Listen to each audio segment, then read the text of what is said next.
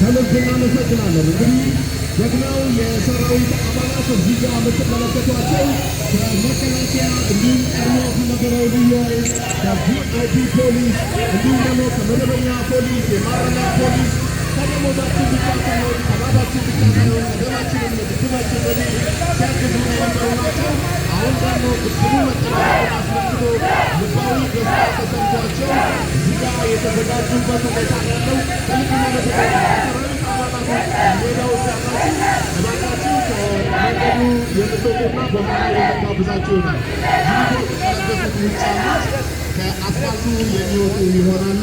አስተባባሪዎች ይህንን አስፈጽሙልን። ከልብ እናመሰግናለን። ፕሮግራማችንን የምናስጀምረው በእግር ጉዞ ስለሆነ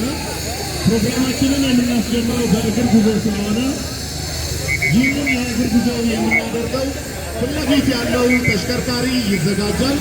ከተሽከርካሪ በመቀጠል ሞተር ሳይክሎች ይኖራሉ። የትራፊክ ፖሊስ ሞተር ሳይክሎች ይኖራሉ። ከዛ